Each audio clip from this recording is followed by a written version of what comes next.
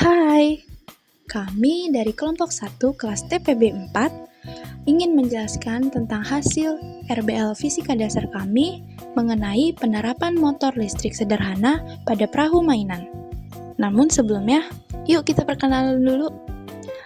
Anggota kami terdiri dari yang pertama Nirmala Mustika Putri, Marleta Cornelia Leander, Syalaisha Andini Putriansyah, Baruna Abirawa, Ferdi Kevin Naibaho, dan Sofyan Fauzi Zaki Arif.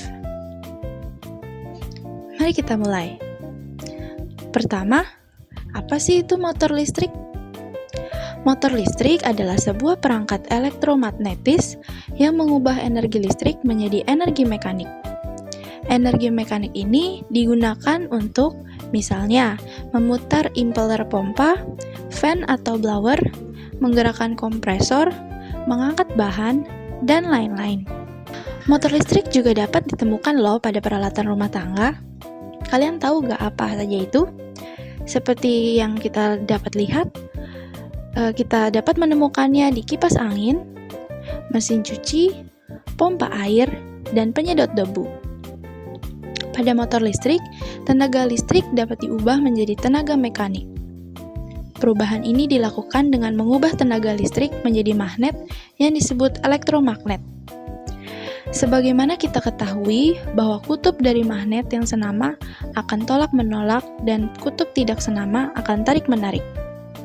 Maka dapat memperoleh gerakan jika kita menempatkan sebuah magnet pada sebuah poros yang dapat berputar dan magnet yang lain pada suatu kedudukan yang tetap. Selanjutnya adalah jenis motor listrik.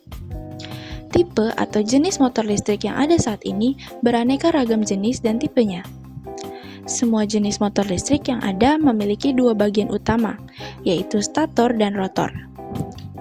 Lalu pada dasarnya motor listrik dibedakan dari jenis sumber tegangan kerja yang digunakan.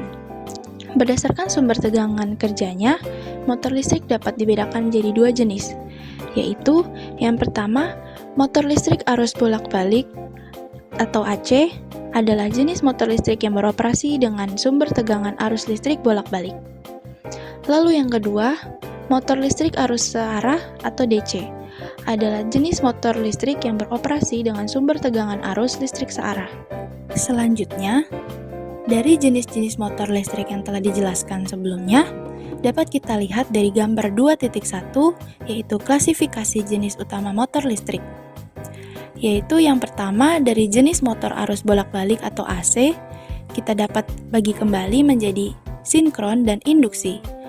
Lalu dari induksi dibagi kembali menjadi satu fase dan tiga fase. Selanjutnya dari jenis motor arus searah atau DC dibagi kembali menjadi dua, yaitu separately excited dan self-excited. Dari self-excited dibagi menjadi tiga, yaitu seri, campuran, dan shunt. Pengertian gaya Lorentz. Apa itu gaya Lorentz? Gaya Lorentz adalah gaya yang berasal dari gabungan antara kedua gaya. Kedua gaya tersebut adalah gaya magnetik dan gaya elektrik yang terdapat di sebuah medan elektromagnetik. Gaya ini berasal dari suatu muatan listrik yang bisa bergerak jika sebuah arus listrik ada di dalam medan magnet. Hadirnya gaya elektrik tentu tidak lepas dari seorang penemu. Orang yang berjasa menemukan gaya ini adalah Hendrik Anton Lorentz pada tahun 1853 hingga 1928. Dia merupakan seorang fisikawan yang berasal dari Belanda dan sudah memperoleh penghargaan Nobel dalam ilmu pengetahuan fisika bersama dengan seorang yang bernama Peter Zeeman pada tahun 1902. Nama Hendrik Anton Lorentz kemudian diabadikan sebagai sebuah gaya yang ditemukannya dan orang-orang mengenal gaya tersebut sebagai gaya Lorentz hingga sekarang. Dari gaya ini juga ditemukan motor listrik yang berfungsi menggerakkan alat-alat seperti blender, kipas angin, mesin cuci, dan lain sebagainya. Rumus gaya Lorentz. Ketika ada sebuah kawat yang dialiri oleh arus listrik sebesar I, serta kawat tersebut diletakkan pada tengah medan magnet, maka nanti akan timbul gaya magnetik pada kawat tersebut. Dengan menggabungkan antara gaya magnetik dengan arus listrik, maka kita bisa menghitung berapa besar gaya pada kawat tersebut, sehingga muncul rumus sebagai berikut. Bagian-bagian dari motor listrik. Yang pertama ada stator atau armatur coil. Stator termasuk komponen utama motor listrik, karena komponen ini akan bersinggungan langsung dengan kinerja motor. Stator merupakan lilingatan tembaga statis yang terletak mengelilingi poros utama. Fungsi dari stator ini sendiri adalah untuk membangkitkan medan magnet pada sekitar rotor. Yang kedua ada rotor coil atau komutator. Bagian ini juga menyerupai stator, bedanya rotor merupakan lilitan tembaga yang bersifat dinamis. Sama halnya dengan stator coil, semakin banyak jumlah lilitan pada rotor maka semakin besar pula putaran yang dihasilkan. Umumnya digunakan tembaga dengan diameter yang kecil. Hal ini bertujuan agar jumlah lilitan lebih banyak walau memerlukan panjang kawat yang besar. Yang ketiga ada main shaft. Main shaft atau poros utama adalah komponen logam yang memanjang sebagai tempat menempelnya beberapa komponen. Selain rotor coil, komponen yang menempel pada poros ini adalah drive pulley. Umumnya poros utama terbuat dari bahan aluminium yang anti karat. Selain itu, komponen ini juga harus stabil pada putaran dan suhu tinggi. Yang keempat ada brus. Brus adalah sikat tembaga yang akan menghubungkan sumber arus listrik dengan rotor coil. Sikat ini menempel pada rotor kecil yang di ujung rotor utama. Gesekan yang terjadi akan mengalirkan arus dengan arah yang sama walaupun rotor berputar, sehingga putaran dapat sinkron dan kontinu. Yang kelima ada bearing. Dikarenakan alat ini menghasilkan putaran, maka diperlukan komponen khusus yang akan dijadikan bantalan agar putaran berlangsung dengan mulus. Inilah fungsi dari bearing, sebagai bantalan antara permukaan poros dengan motor housing. Bearing umumnya berbahan aluminium yang memiliki gaya gesek ringan, sehingga tidak menghambat putaran motor. Yang keenam ada drive pulley. Komponen ini terletak di ujung bagian luar poros utama. Fungsinya untuk mentransfer putaran motor menuju komponen lain.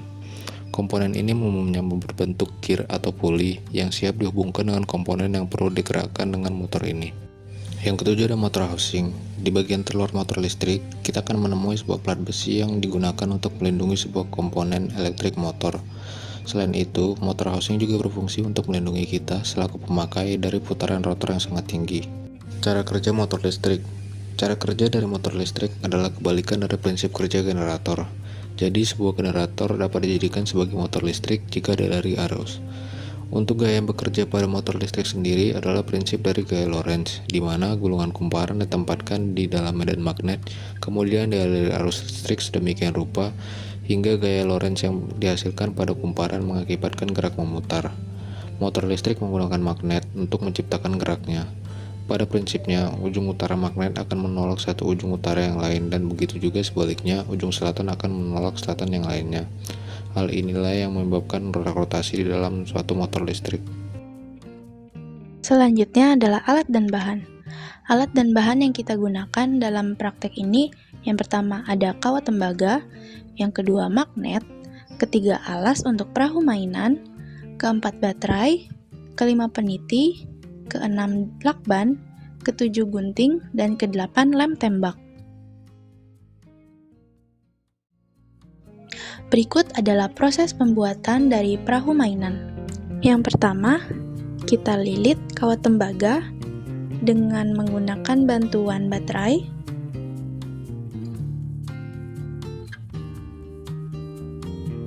Lalu yang kedua, kita rekatkan dua peniti pada kedua ujung kutub-kutub baterai dengan menggunakan bantuan lakban.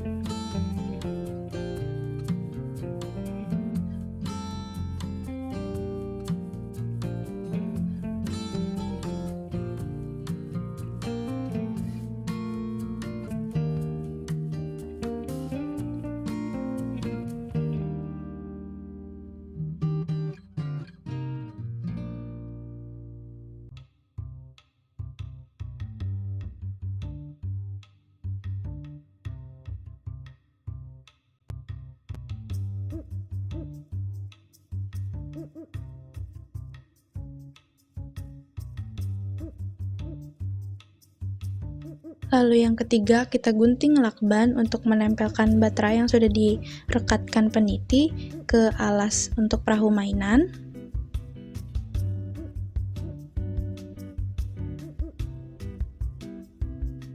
Lalu kita rekatkan seperti ini. Selanjutnya, kita masukkan lilitan kawat tembaga tadi ke dalam lubang yang sudah ada di peniti.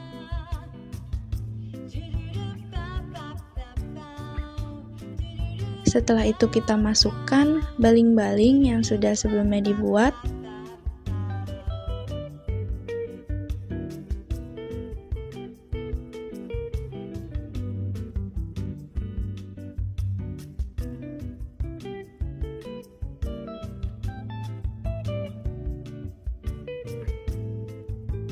Selanjutnya, kita letakkan magnet sedemikian rupa, kami membalik perahunya agar lebih mudah untuk mengecek apakah gaya Lorentz sudah terjadi pada perahu mainan ini.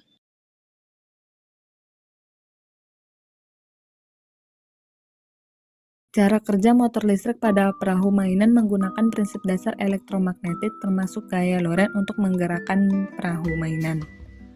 Motor listrik pada perahu mainan terdiri dari rotor dan stator. Rotor berputar di dalam stator dan terdapat dua kumparan kawat pada rotor yang disebut sebagai bilitan A dan bilitan B. Ketika arus listrik mengalir melalui bilitan A dan bilitan B, maka akan terbentuk medan magnetik yang berubah-ubah di sekitar rotor. Medan magnetik yang berubah-ubah pada rotor ini akan berinteraksi dengan medan magnetik tetap pada stator yang terdiri dari beberapa magnet kecil yang menghasilkan gaya Lorentz. Gaya ini mendorong rotor untuk berputar dan menggerakkan baling-baling. Sumber arus listrik dari alat ini berasal dari baterai yang terhubung dengan mesin motor. Kelebihan dari alat ini adalah yang pertama, kita dapat menemui alat dan bahan dengan mudah. Dan yang kedua adalah alat yang digunakan tidak terlalu mahal. Dan yang ketiga, pengaplikasian yang sangat mudah. Dan yang terakhir, pembuatannya yang sangat mudah. Adapun kekurangan dari alat ini adalah yang pertama, daya yang dihasilkan tidak terlalu besar. Dan yang kedua adalah kita tidak bisa mengatur kecepatan dari alat ini. Dan yang terakhir yaitu yang ketiga, susah digunakan dalam penghidupan sehari-hari. Demikianlah penjelasan dari kelompok kami. Terima kasih.